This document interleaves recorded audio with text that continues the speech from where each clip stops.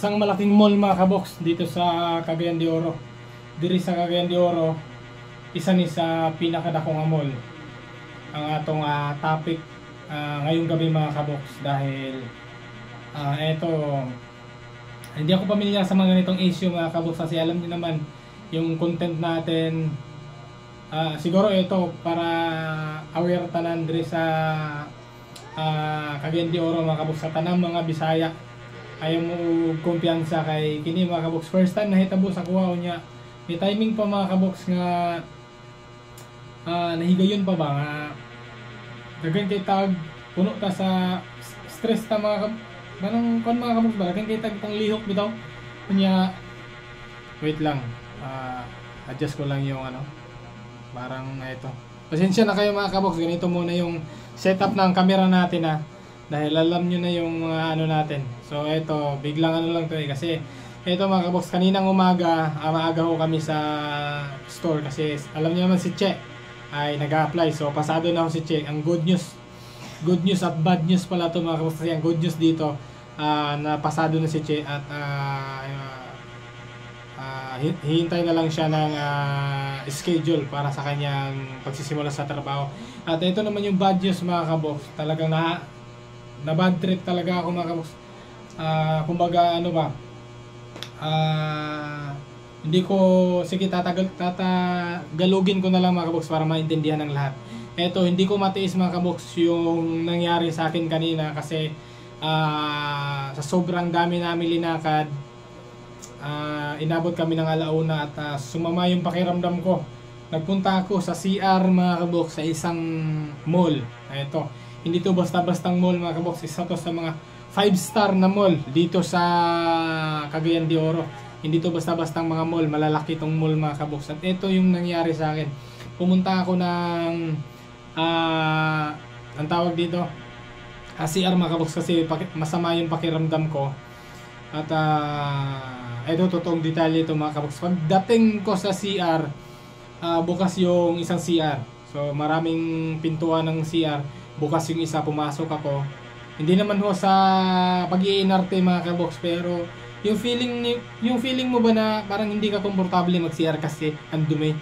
Yung ang kalat ng toilet tapos may mga ihi sa apakan.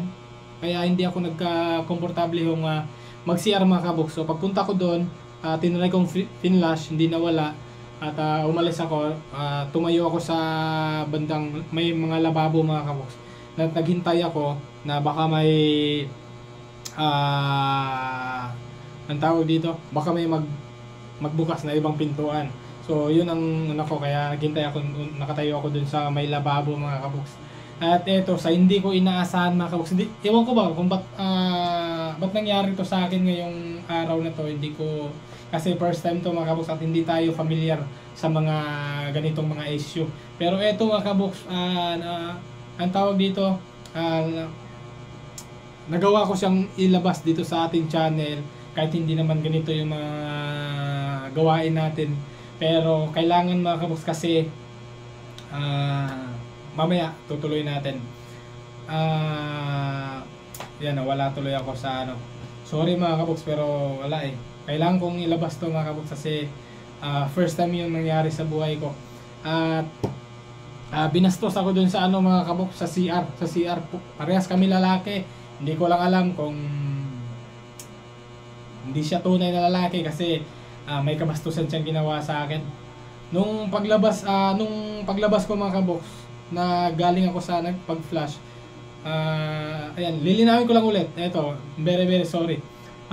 Pumasok ako sa CR, hindi ako komportable kasi madumi. Tinry kong flash, hindi nawala yung dumi. At isa sa hindi ako komportable yung may mga ihi sa apakan sa ilalim ng toilet. May maraming ihi, hindi lang patak, maraming ihi kaya hindi ako nag-CR. So lumabas ako, naghintay na baka may ibang CR na magbukas. So may isang tao na pumunta sa toilet, sa ihian ng mga lalaki, umihi siya. At habang naghihintay ako mga kabox, hindi ako hindi siya napapansin ko siya, parang hindi siya mapakaliba na yung may patingin-tingin, yung may pasilip-silip, yung mga ganyan, parang nagmamasid. Pero hindi ako nakatingin sa kanya. Nakatingin ako sa mga mga sirang pintuan sa CR, yung may mga toilet doon. Kasi siyempre kahit mahirap lang tayo mga kabox, pero malaki ang ating respeto sa bawat isang nakakasalubong natin. Kaya siyempre umiihi yung tao, hindi tayo makatingin doon kasi hindi yung pinasok natin doon sa CR. Doon ako nagmamasid sa ano, pero siyempre andun pa rin siya. Napapansin ko yung pamasid-masid niya. At pagkatapos niya mga kabox, ito ang ginawa niya. Lumapit siya sa akin, binastos niya ako. Oo, parang ayaw, hindi, parang ano ba to, pwede ba natin itong ano, kasi marami tayo mga batang nanonood. Pero binastos niya ako mga kabox. Alam niyo yung gawain ng kabastusan sa lalaki parehas. At ako, nagpunta nga ako dun mga kabox kasi masama yung pakiramdam ko. Hindi nga kami tumuloy muna dun sa susunod na pupuntahan namin ni Che. Pupunta kasi kami sana ng City Health para kumuha ng card niya. Pero hindi kami napunta kasi umakyat muna ako sa CR para magbawas. Eto, magbawas. At hindi ko inaasahan. Tapos pag-approach niya sa akin mga kabox na gano'n, yung barbang gawain ng mga hindi tunay na lalaki, hindi ako na ano mga kabox, hindi ako parang siyempre seryoso akong nakagano. Tapos bigla siyang gumanon, sumenyas na gano'n. Para bang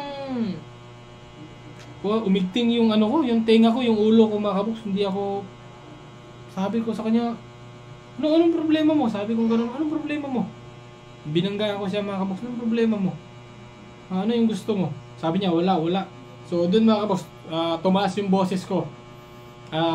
Tumakbo yung naka-assign na babae at lalaki na, kasi sa mga mall, di ba, tabi yung babae at lalaki na mga CR. Tumakbo yung dalawang babae at lalaki na naka-assign mga kabox ng mga janitor, ng mga tagalinis doon. Kasi lumaki na yung boses ko eh. Yun, pinahold ko yung tao. Mga kabox, to make story short, eto mga kabox, hindi kami nagkasundo doon sa hepe ng mga gwardiya. Hindi kami napagsundo doon kasi yun nga, sa kanyang trabaho na hindi maganda, ako pa yung inaano niya.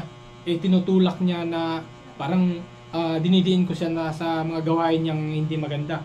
So syempre ako mga kabox, ba't ganun? Imbis na humingi ka ng sorry, ako ba yung iano mo na na masama o linalagay kita sa alanganin? Ganun yung pagkakasabi niya mga kabox.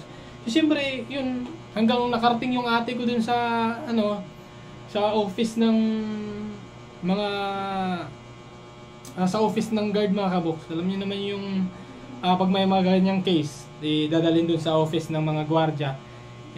Hindi kami nakapagsundo. Nakipagsunduan namin na ipunta sa mga kabox, ipunta sa police station. Kung bagay pa blatter para hindi niya na maulit-ulit. Hindi niya na maulit muli yung yung trabaho niyang hindi ko maano mga kabox. Talagang wala eh. Hindi tayo sanay sa mga ganong kabastusan na nangyayari mga kabox. At eto, pagdala sa bago kami nakababa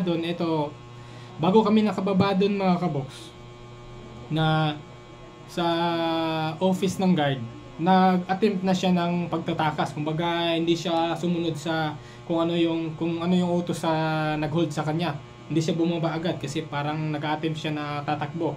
Pero nahawakan siya, syempre malawak yung mall, hindi siya basta-basta makakawala. So ayun mga kabox, kaya bago kami dinala sa sa police station, bago kami nung pagkasunduan namin sa hepe ng mga guard,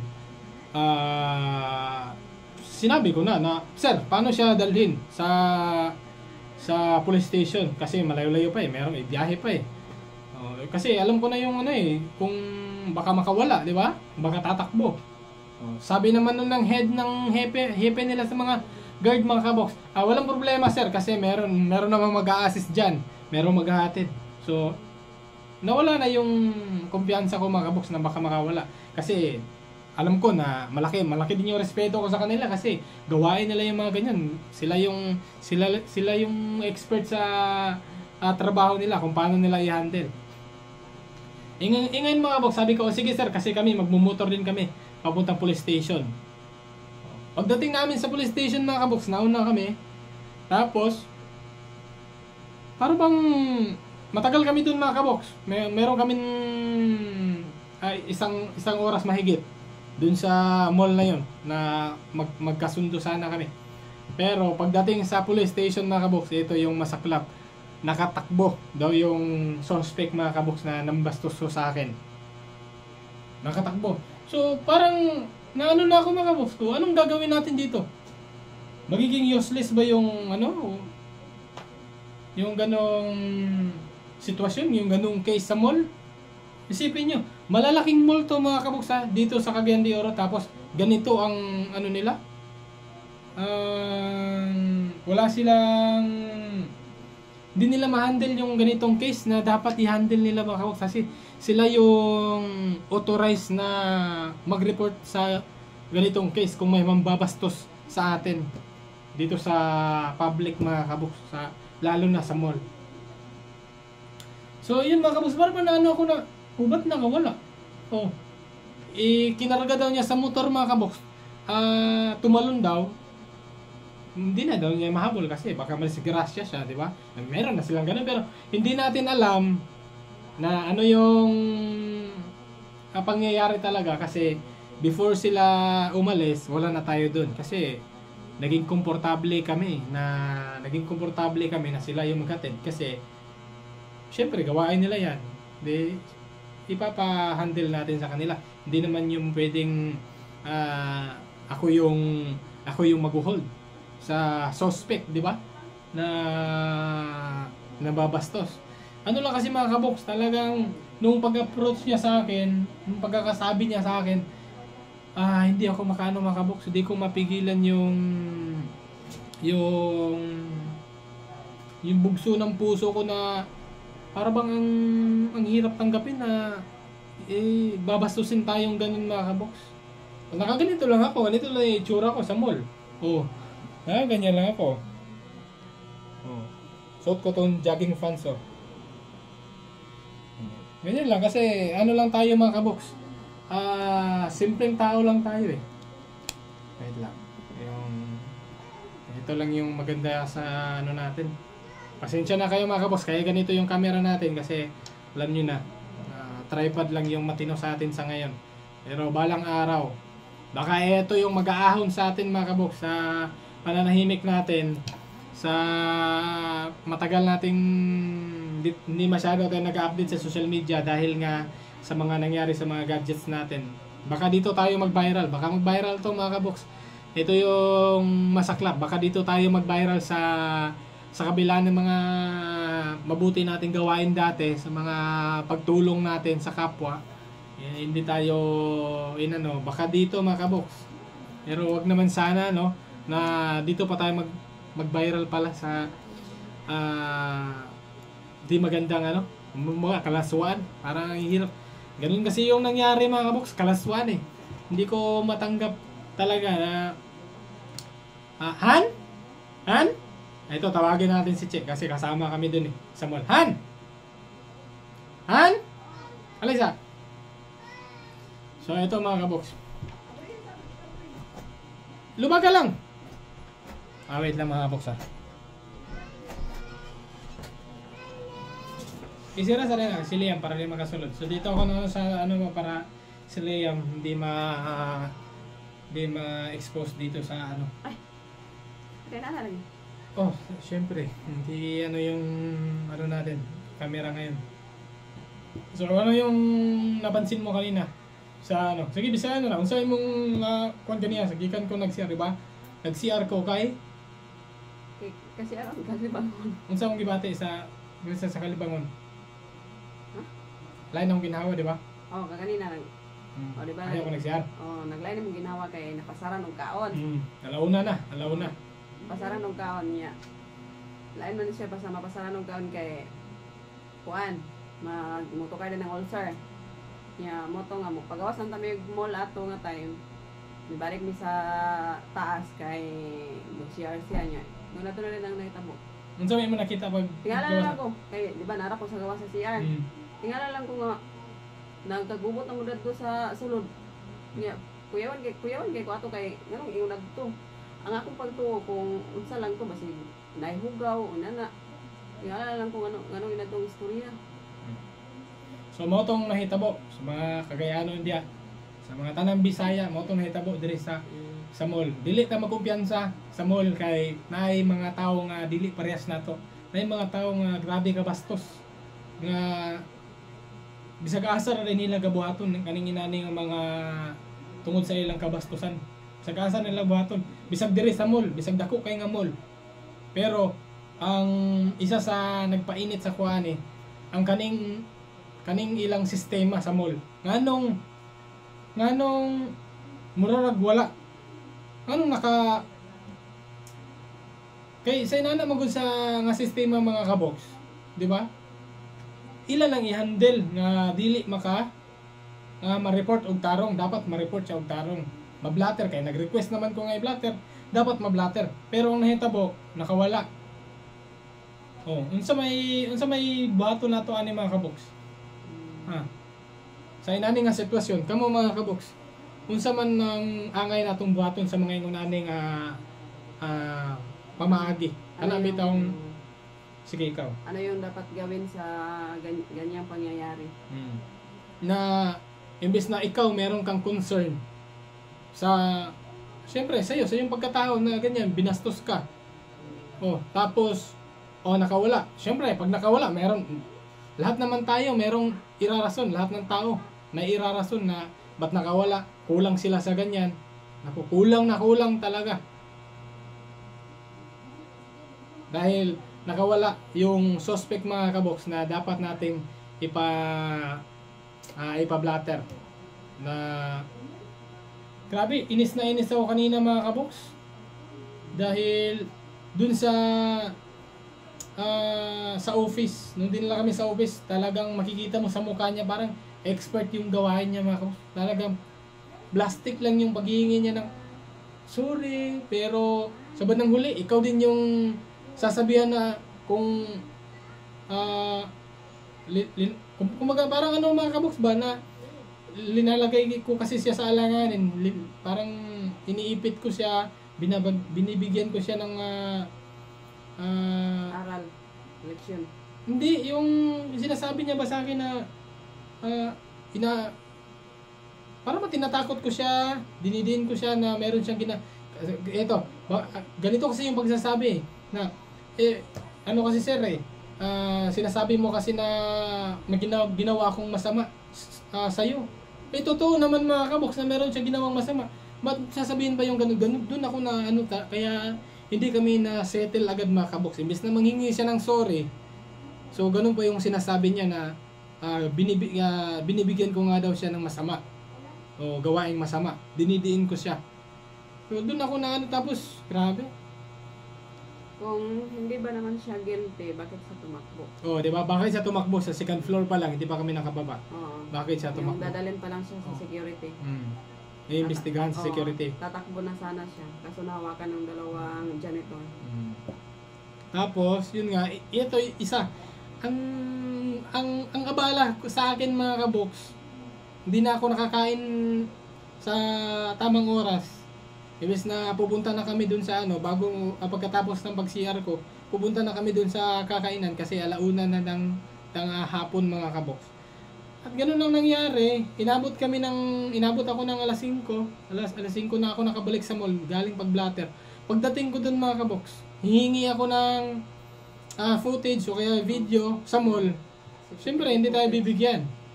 Sa CCTV footage nila, nag-request ako, hindi daw ako pwedeng bigyan kasi ang tawag dito, kailangan pa daw mag-request sa police. Bago sila magbigay kasi malaking kumpanya daw 'yun. Baka maabalan natin yung malaking kumpanya, mahihirapan daw sila kasi trabaho nila 'yun . 'Yun ang problema. Nasa malaking kumpanya sila pero wala silang anong tawag doon? Wala silang matinong SOP Tama ba yan?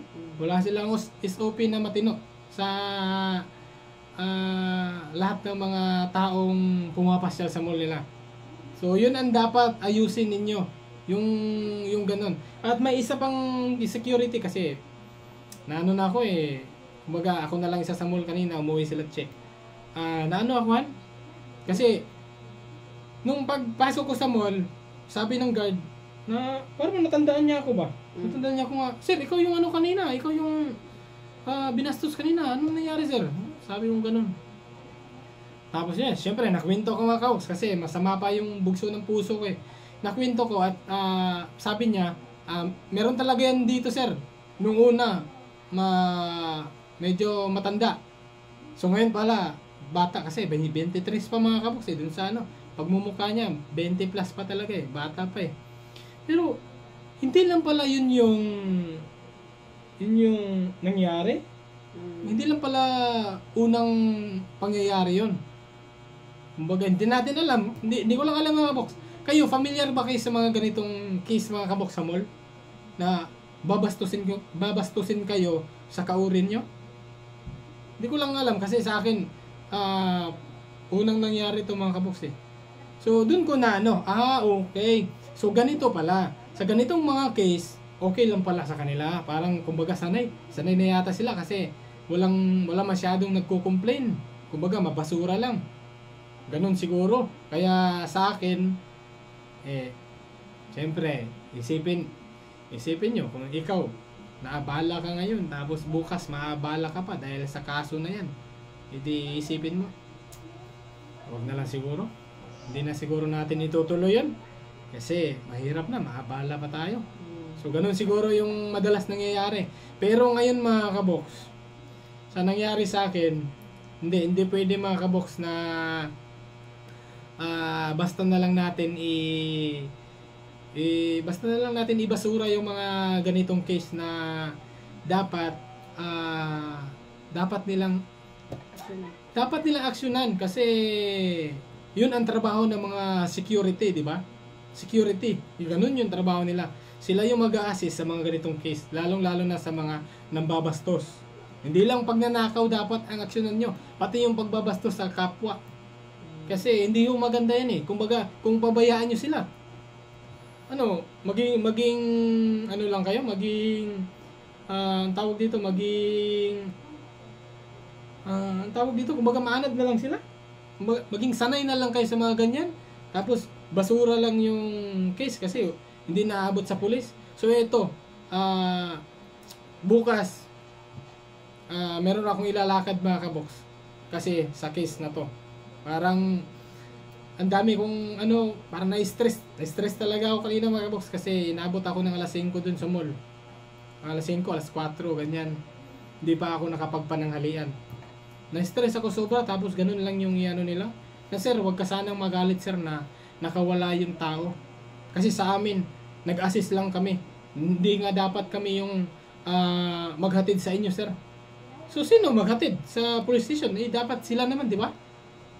Kasi sabi nila, nung pumunta ako dun sa office, pagbalik ko, sabi, hindi kasi dapat sir na na kami yung hatid sa iyo sa kumbaga, tulong na rin namin yun sa inyo, in-assist namin kayo para Pero anong ginawa nyo? Hindi ko alam. Kasi may nagsasabi na baka kasi nagkakaano na sila doon bago sila umalis, yung nila, 'di ba? Hindi natin alam kasi wala tayo doon eh. Hindi natin alam kung ano yung negotiation nila mga kaboks ba na eto, pwede naman siguro itong pakawalan kasi ganyan, hindi na matutuloy yung ganun. Sorry mga kaboks, naputol yung nalobat yung natin, palobat siya kaya nag-cut. So ito mga kaboks, I'm very very sorry kung napakagulo kong magkwento. Ito mga kaboks, ang tawag dito. Kaya eto mga kaboks, a-actionan ko to para maging patas naman ang lahat. Kumbaga, kung bastusin ka, merong ma-aware ba lahat ng mga mall? Kasi may sabi nung Sabi nung isang tao na nakapagkwentuhan ko mabuti pa ang Gaisano Mall. Gaisano Mall dito sa Cagayan de Oro City. Magkakatabi lang dito yung mga malalaking mall mga kaboks. Mabuti pa ang Gaisano City Mall. Mayroong ganyang nangyari. Pusas agad. Kasi kumbaga action sila sa mga ganun. Binibigyan nila yung mga pansin yung mga taong bumibisita sa mall nila Pero eto, malaking mall. Pero, anong nangyari? Wala lang mga kaboks. Kumbaga, yung pagbabasto sa atin, yung pagod natin, yung abala sa ating oras kasi may biyahe pa sana ako, may trabaho ako mga kaboks, pero hindi po ako nakapagtrabaho dahil sa mga ganong nangyari. Pero yun, nangyari ng lahat mga kaboks. Gusto ko lang i-aware ang lahat na mga kaigsuunan diri sa Cagayan de Oro City. Ayaw mo kumpiyansa kay naay mga budol. Tinatawag na budol mga kaboks kay ganito kasi para maintindihan nyo na rin mga kaboks sa lahat ng mga sa buong Pilipinas. Eto, para maintindihan ng lahat. Isa daw tong budol mga kaboks kasi kung eto mga kaboks, budol daw to kasi pag may mga ganitong case daw, kung papatulan mo sila sa kanilang kabastusan, dun mismo sa CR mga kaboks. Eto, sinabi lang ko sa akin mga kaboks kaya hindi tayo magkukumpiyansa. Pag pinatulan mo sila sa CR, ano yung gawin nila? Magwala sila mga kaboks. Pinilit mo silang ganun ang gawain. Sino yung mapapasama? Kumbaga, kung pinatulan ko ako, kasi magwala siya, na pinilit ko siya dun sa CR na dapat ganun yung gawin niya sa akin. Diba? Yun yung isa sa binigyan ko ng diin mga kaboks kasi kumbaga may taong mapapahamak na ito mga kaboks Kasi kung ganun yung gawin nila na para sila, magpabayad sila sa atin kasi kakasuin nila tayo. Kumbaga, rinip ako ng lalaki kasi ilagay natin bakla siya. Rinip ako ng lalaki na yan, pinilit ako dun sa CR. Makakasuhan ako mga kaboks. Di ba? Pero hindi, wala to sa isip ko kanina na nasama ko lang ngayon dahil may nagsabi rin sa akin mga kaboks na budol yan, budol. Huwag kayong magkumpiyansa. Kasi kung papatol kayo dyan, buenas na lang kayo kung babayaran kayo. Kung magkano yung ibabayad sa inyo. Pero once na nagwala yan dyan sa CR. Tapos, kakasuhan kayo. Anong mababala nyo? Kulong kayo. Di ba? Yun yung mga kaboks. Yun yung isa sa dinidiin nating pansin na para maging patas ang lahat. Di ba? Kasi hindi natin alam. Baka kung may mga konektado para lang sa mga ganitong case. Kung may sakaling may mga mangyayari gaya dun sa sinabi ko na makakasuhan tayo, magbayaran na lang para hindi makasuhan, hindi natin alam. So, yun yung isa. Kaya sa lahat ng mga lahat ng mga pumapasyal dyan, mababae man kayo, malalaki, huwag kayong magkumpiyansa, huwag kayong maging komportable. Kasi mahirap na pag tayo yung natin, tayo yung mabigyan ng problema, hindi tayo makakawala. Kaya ngayon, hindi natin sila papakawalan mga kaboks, habulin natin siya. Kasi yung kabastusan na ginawa niya sa akin, wala.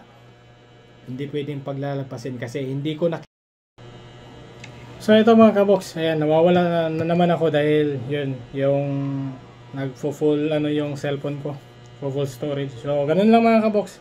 Ito actionan ko to kasi hindi magandang hindi magandang gawain to at hindi dapat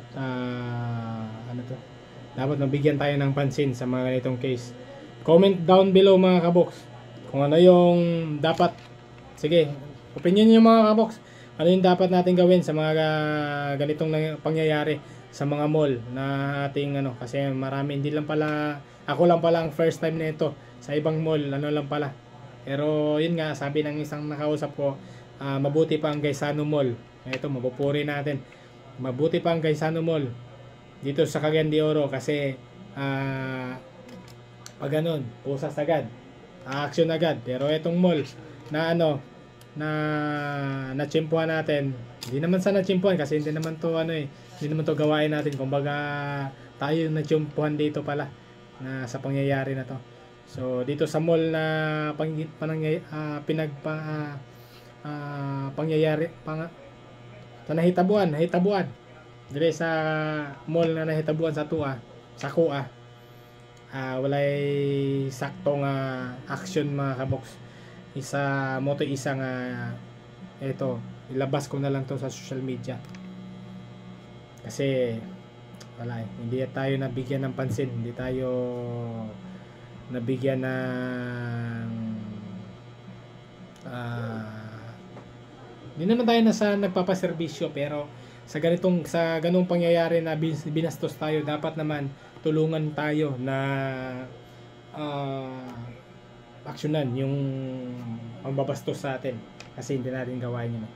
So ayun mga kabox, comment down below kung nakaano na ba kayo sa mga itong case, kung mabali wala lang ba yung reklamo nyo. Comment down below mga kabox kasi gusto kong malaman kung sa pangyayari na to, kung ano ba dapat natin gawin. Dapat ba natin ituloy ito or wag na lang kasi mawawalang bisa yung reklamo natin. Pero wag naman sana kasi kabastusan ang nangyayari sa atin mga kabox na hindi naman ho natin ginagawa sa atin pong kapwa, di ba? So yun lang mga kabox, sana naintindihan nyo po yung sa loobin ko sa ngayon. Unta inyo kung nasabtan sa akong nabuhat karon nga eto, ginawa ko nang talagang content. Himo na lang na ako nga content mga kabox para ma-aware ang tanan. Ayaw mo kumpiyansa, bisag asa mo nga mall, kung ang sakuha lang opinion mga kabox. Kung nainanang panghitabo, report diretso sa guard kay para maaksyonan o maunay suggest sa sakuha sa mga kailan ako diri sa nagtrabaho sa mall, sa mga manager nga mga kailan ako, muna ilang suggest na dapat ikuan kay para ang ilang mga customer dili mabastos sa mga inana nga sitwasyon. Pero labad kay sa akong ulo kay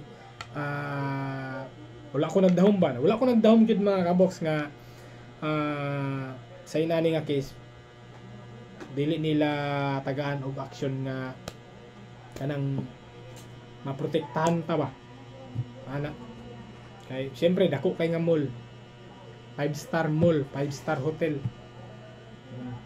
saon man nimo unya. Syempre ikaw komportable ka kay dako ba nga mall di ang serbisyo diha patas pud na sa imuha ana mo gina akong pagkuan kaya mo nang nagkomportable ko nga silang magatod pero wala ko nagkulang kay ningon ko sa ila mga kabox, sir unsaon na paghatod sa police station, unsay pamaagi, unsay sakyan, ningon ko ni anak ni istorya gyud ko mga kabox sa hepe sa mall, sa pinakadako-dako nga kwan naka-assign dito. Pero yan tubag wala problema sir kay nay mag-assist ani, nay maghatod ani, okay go kay inyuha man ang trabaho kamo mo mag kuan na. Pero ang nahitabo samot ka sakit sa akong ulo mga kabox, imbis na kalma-kalma tagamay kay ato tag police station maaksyonan ang inana nga panghitabo para dili na mahitabo sa uban, para di na sad niya mausab, di ba? Kay wala koy kuan unta nga pataason pa pero sa ilang nga gibuhat sa nahitabo, sa mga nahitabo murag kailangan pod nato mo action para sa kaluwasan sa tanan ba na dili lang kita ang unta ako na ang last nga ilang bastuson, dili na sila makapagbastos pa og lain. Kay lisod na kayo mga kabox, timanin ninyo mga kabisaya, kung mupatol mo sa ingon ana pag-abot ninyo sa CR kamo ang mabuhatag sayop kay girip ninyo nana Inyo silang gilugos ba nga inana mo na ibuhaton, singgit sila. Suggestion rasad na sa kuha.